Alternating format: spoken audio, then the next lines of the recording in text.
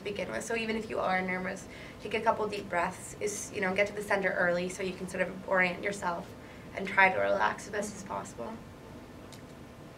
I'm usually terrible for exams in that I don't ever relax until it's actually done. So I'm always that person who's walking into the exam room still looking at their study sheet and then shoving it into my backpack and leaving it by the door before I go sit down. Like, are you allowed to even, if you bring a GRE book there, are they going to be like, confiscated, or is like, you leave it in a certain area? You can put it in your locker. I'm the same way. Like, I was still reading vocabulary flashcards in the car as I waited for the center to open up in the morning. But for me, that was relaxing because I knew I had done the best I could when I walked into that room. Yeah, for me, it was reading something else. Also, it just kind of made me laugh because it was the first book I grabbed, so I thought it was kind of a poor choice.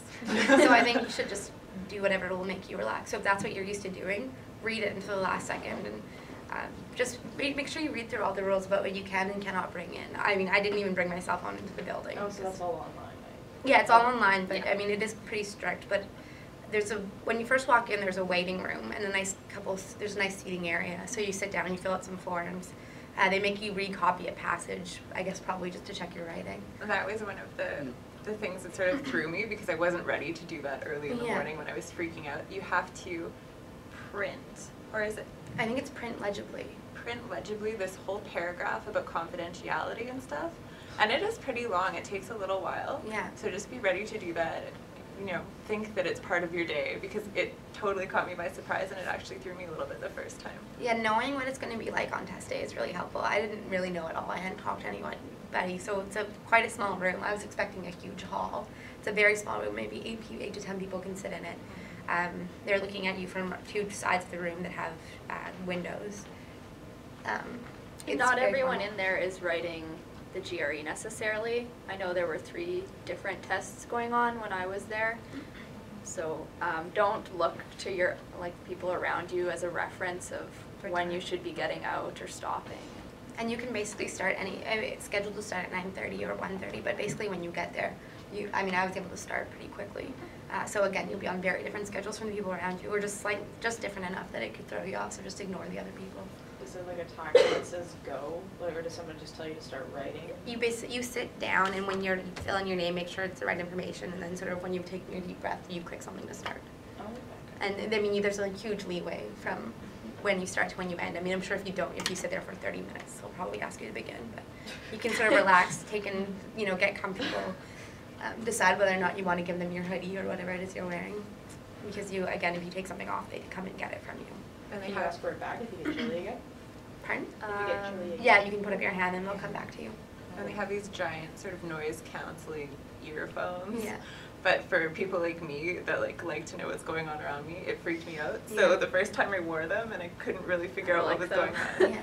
But some people really like them. So. You are allowed to bring earplugs, I believe, though. Mm-hmm. And so if you wear glasses, I would say bring earplugs. It's really uncomfortable, actually, to have the big headphones on you. It'll squish your glasses against your head. So, I mean, I don't like wearing earplugs anyway, because I don't like you can hear the blood going on in your head. So I find it, no, really. So I find it very distracting. But if you do like to wear earplugs, bring small ones, because the ones they have at the center aren't going to be very good for you if you do wear glasses. So you have to wear those? No, it's not required. I never wore them. They weirded me out. Yeah. And it's not like anybody's in there like humming or anything. No, everybody's really everyone is quiet. very focused. It's quite a silent room. Yeah, people aren't even foot tapping or anything like that. So. I guess if you always practice listening, I don't know, with something in your head, maybe. That seems weird. I think we did a pretty good Yeah. job of that question. Yeah. Maybe just one more question to follow that last one there. How early did you have to show up before exam? Center opens at 9, I believe. Right? It's 8:30. It's 8:30. I think 8:30. So you have to be there by 9. 9. Yeah, you have to be there by 9.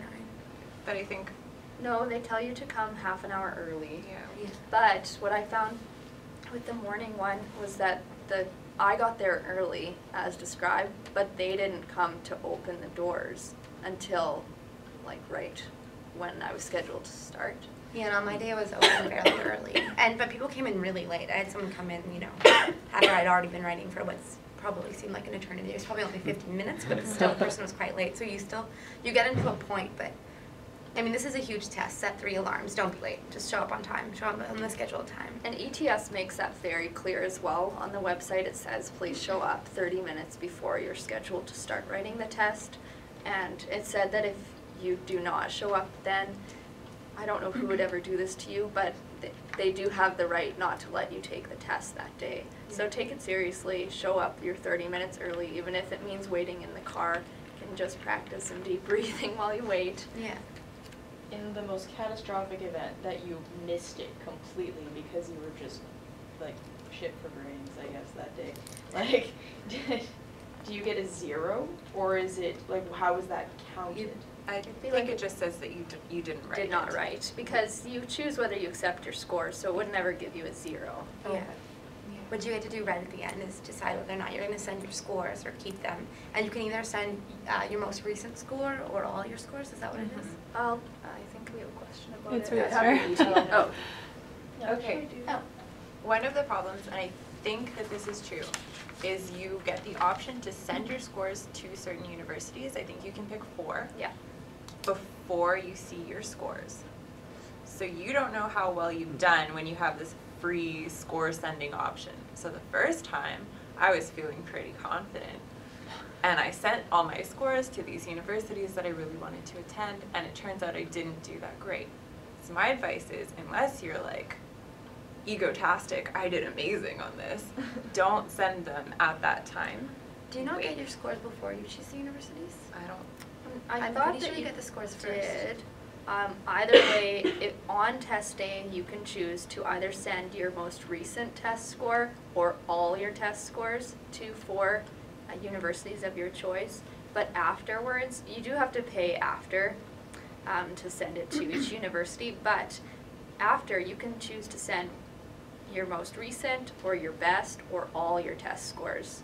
Yeah, it So would be better. it gives you probably more good. flexibility. Yeah, waiting is not a bad idea. If you're down to the wire, then send it. Like I said, I wrote mine in the last possible date before actually, so that I could still get into grad school. And so I sent all my scores on test days to 4 universities, just figure out in advance what they're going to be. Even if you aren't considering one super seriously, it's free. So you can send the test scores, and if you never apply, they don't do anything with them at the university. So you might as well utilize that. And the other thing is, unless you have like the grading scheme sort of memorized, you don't really know what those scores mean. Because especially since they switched it over, it used to be a different grading system. 700 or something was Right. the best score you could get, and now it's 165, 170. 170. So it's very different. When the percentile scores do change, we were just Yeah. talking about how things get easier. You can get, I got the same score as someone else on one section, and I actually got a percentile score higher, even though we got the exact same raw score. So things do change, so you do need to keep updated on things like that. You have a question?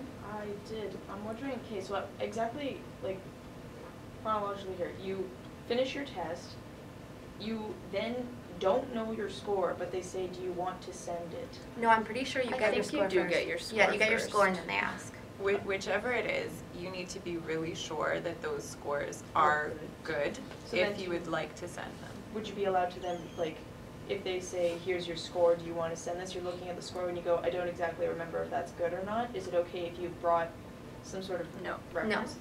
No, you don't get to get up and leave. Can you ask for clarification? No. Is this good? No, and they're not allowed to really answer those questions because they're just trained to make sure you're writing the test. So then what if any is the is it free or like It's you're free. saying- It's free. It's $20 after that. So to it's a send free the scores. opportunity to screw yourself over, is what it basically is. No, Not because you do get necessarily. your raw scores first, so you can recognize approximately what's a good score. Like 164 and up is yeah. good. One below 164 isn't bad. Getting below 160, you should not send your scores. I would say that's not true. That's too exaggerated. Yeah. I guess I was maybe being a little critical, but you should know in advance what you're gonna get. Okay. There are many programs at U of M psychology that take 150 scores, and for math, it's much lower. Yeah. Yeah, just it So- depends where you're applying. It's more, look at the percentiles. Look at them and say, like, this is the percentile that's my standard. Even just, like, see what you've been doing on your practice tests, and if you get around the same, and that is what you had been aiming for, well, of course, send them. But if it's lower than your practice tests, well, you know that you're able to do better. So maybe then consider holding back on the scores. And keep in mind your letter of reference and your GPA are factored in. So if you don't necessarily get the scores you're looking for on your GRE, it might not be a problem. And how much does it cost to send it after that free opportunities pass? It's $20 per university. So that adds up pretty The other thing to keep in mind is you don't get your analytical writing score immediately, so you get the verbal and the quantitative, but you can know the answers to the essay questions because someone actually asked to mark it. So then you could think you did amazing on those two from that basis, and then you. But your analytical writing is weighted much lower than the other two sections. It's still important, especially I would say it's more important if you get like a really amazing score on it, but they generally say if you get around a 4.5, then you're fine. So then if you said, okay, submit those scores to those to my universities that I picked for free, and then you suddenly decided, oh, like you found that score, you got that score back and it was just like, oh God, that should have never happened. What do you do at that point? Can you contact the university? Do you simply rewrite and then resubmit? Rewrite, resubmit, but they'll still have access to those first scores. Yeah. Okay. But in most cases, if you do a lot better the second time you write the GRE, maybe you'll get asked about it if you go to interview there. But it also looks really good because you improved a lot, so. Yeah, it shows that you're not going to give up if something is difficult. So they do, like if I send, like I take multiple times and then I send them all, like the university will take all of them into consideration? No. Only if you choose to send your scores on the day you write it, they will have access to those scores no matter what, no matter if you write it again. But if you choose not to send scores on the test date, then you can choose when you go to apply to grad school to send either your best score, your most recent score, or all your scores. So it depends if you want them to see, like maybe you've done really well in one section on one test, but really well in another section on another test, you have the option to send them both tests, or they can look at them. And I think that the one they'll be looking at, if you do send it multiple times, is the most recent one. They might check back and see what the other one was, but that'll be the most important one. Yeah. Okay, how long does it take for them to be posted online or sent? I believe what they said is 15 business days. Yeah. So that feels like forever when you're waiting to see what your scores are. Yeah. It's fine. And if, you know, like for me, I wrote it pretty late. Sarah wrote it pretty late also, and we were applying this year. If you get in contact with the department at the schools that you're applying to and let them know they might show up a little later, that's okay with most universities. And you don't have that problem if you send them immediately necessarily, although your analytical scores don't follow.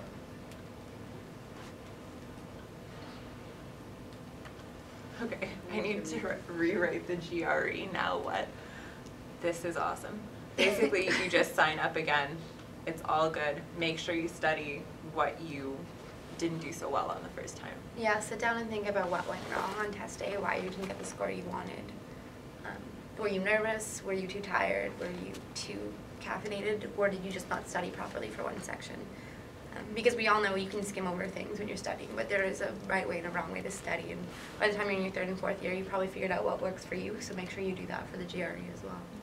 So what I did was I went out and I bought a book that was just math problems and steps to do each problem.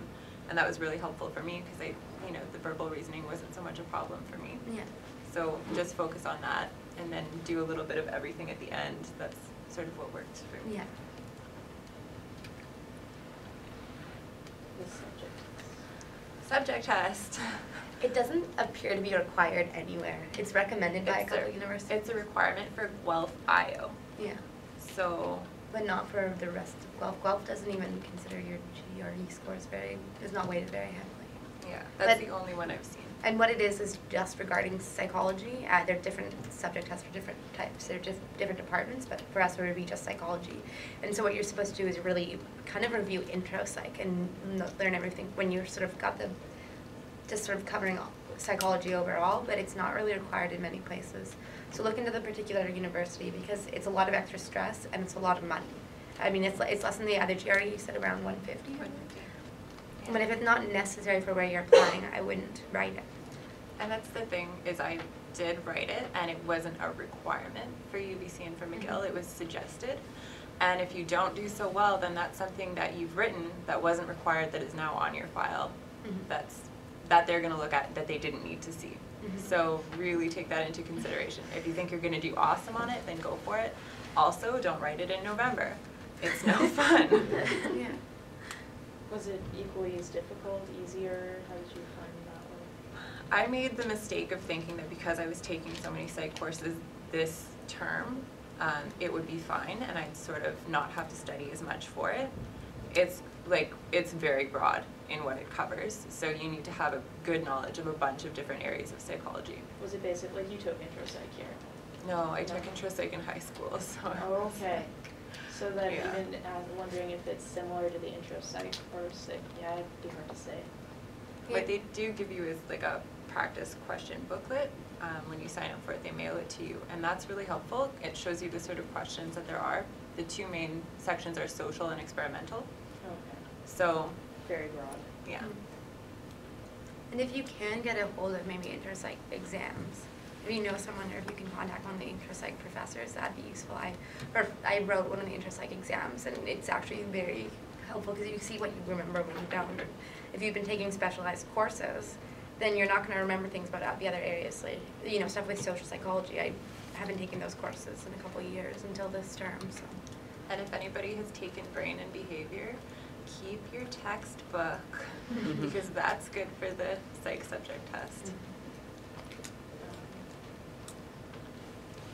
How long did each of you study for, like, months and hours every day? How much did we study? So we're all very different in the amount we studied. So before we answer this, I would say make sure you find what's right for you. I'm just curious as to, like, Sure. maybe an average or something. Okay, we have a wide range. So Yeah. I'm the shortest. I studied for about 5 or 6 weeks. However, I had only a 4-hour job in the evening doing respite. So it was about 5-6 hours a day, just Monday to Friday for 4 weeks. And then for about 2 weeks, it was like 7-8 hours every day. I studied for about 4 months before I wrote my first one. The problem with that was school had ended and I was on like summer break time. So I wasn't studying very much during the day, maybe 1 or 2 hours every day. And it turns out that that's not the best way for me to study.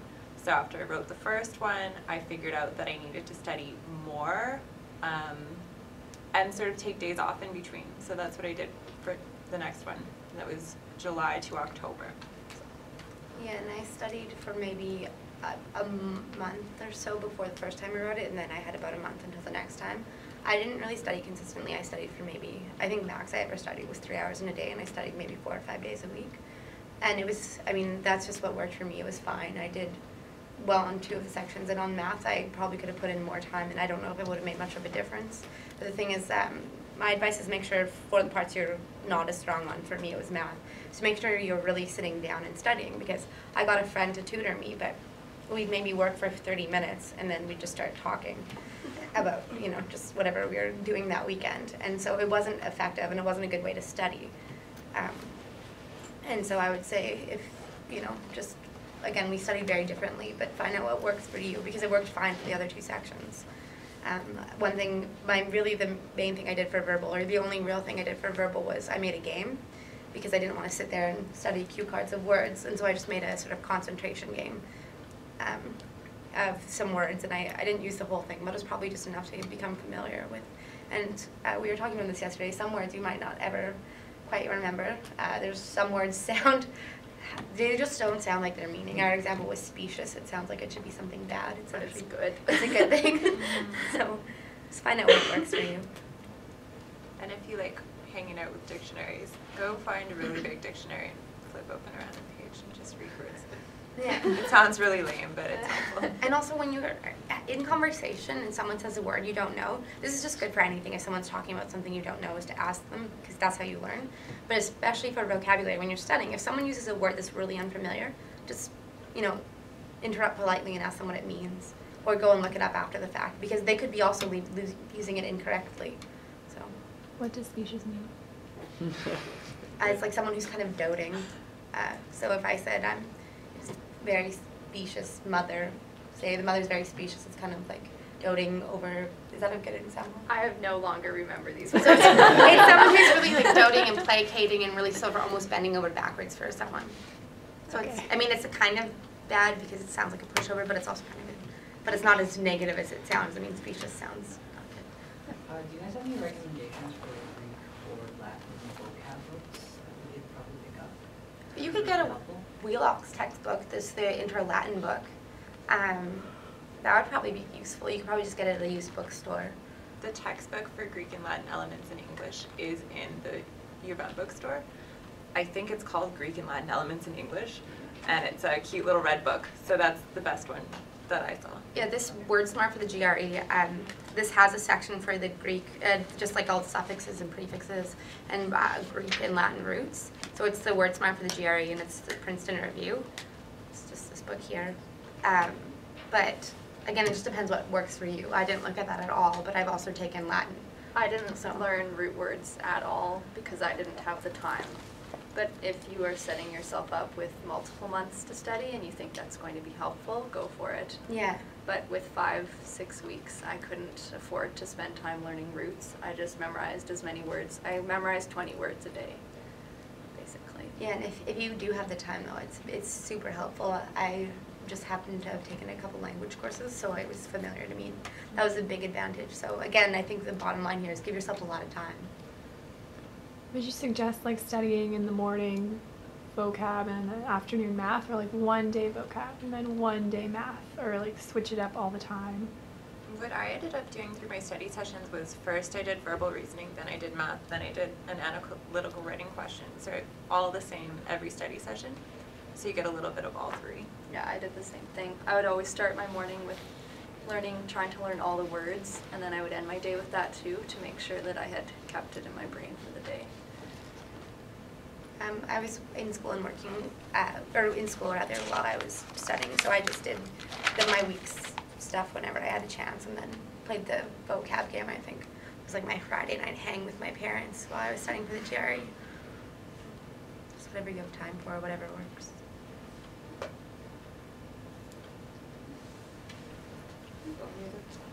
Is that everything? Yes. Well, that was extremely informative. So yeah, that was awesome. So everyone, give a round of applause for